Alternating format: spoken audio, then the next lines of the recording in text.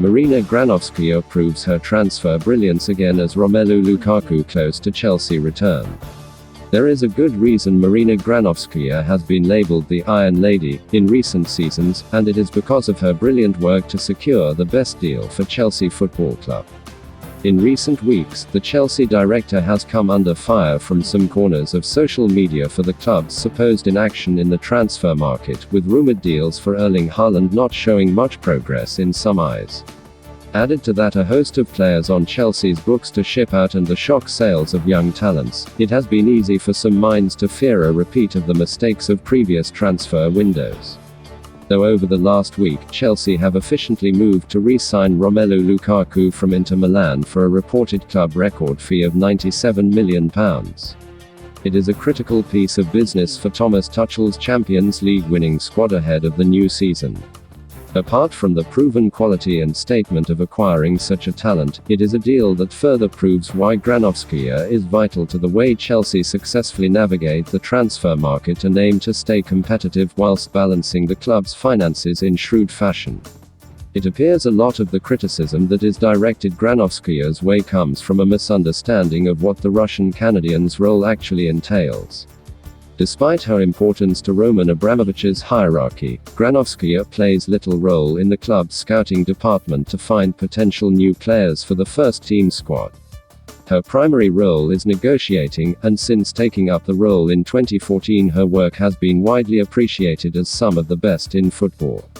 The major sales for Alvaro Morata to Atletico Madrid for £60 million and Eden Hazard to Real Madrid for £89 million, that could exceed £150 million, were key for Chelsea's future plan.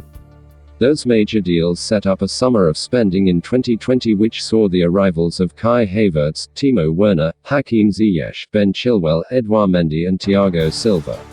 The clamour for Haaland online has been palpable for months as Chelsea reportedly looked to see how feasible a transfer for the Borussia Dortmund forward was. When stepping back and looking at the bigger picture, it is easy to see why the choice to go for Lukaku makes more sense for Chelsea's model. Despite being a club record fee for Lukaku, any deal for Haaland would have likely gone north of £150 million, making it at least the third biggest transfer in history. There is no getting around super agent Mino Raiola's influence looming over the signing of the Norwegian. Add the extra fees on top for Chelsea, who have been resistant to deal with Raiola in previous windows, and that exorbitant fee just gets bigger. Once signed, it is not too extreme to suggest we would likely hear more from Raiola, who is known to be very vocal about his players in the press.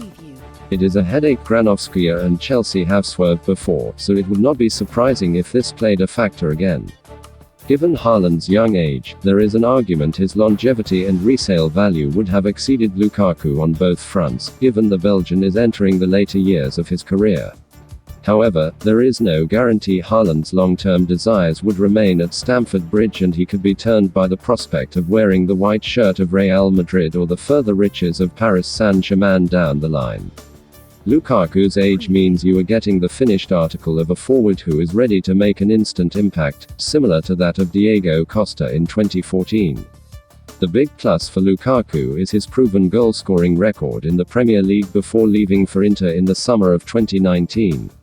A total of 113 in 252 appearances across his time at West Brom, Everton and Manchester United demonstrates a proven goal scorer.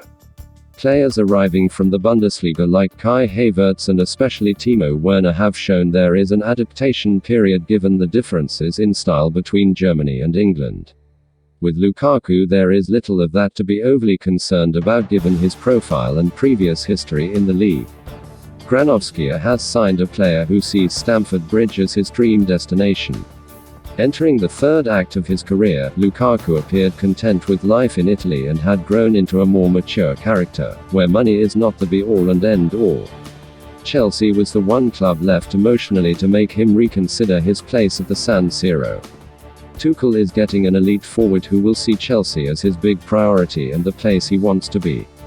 Given the way Robert Lewandowski continues to perform at a high level at the age of 32, there is nothing to stop Lukaku giving the club years of top-quality service beyond what Haaland could have offered.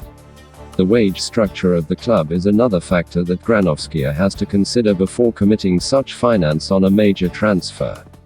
There was a potential that the numbers for Haaland would have obliterated the current structure and subsequently caused issues for the club when trying to renegotiate with existing players for new contracts.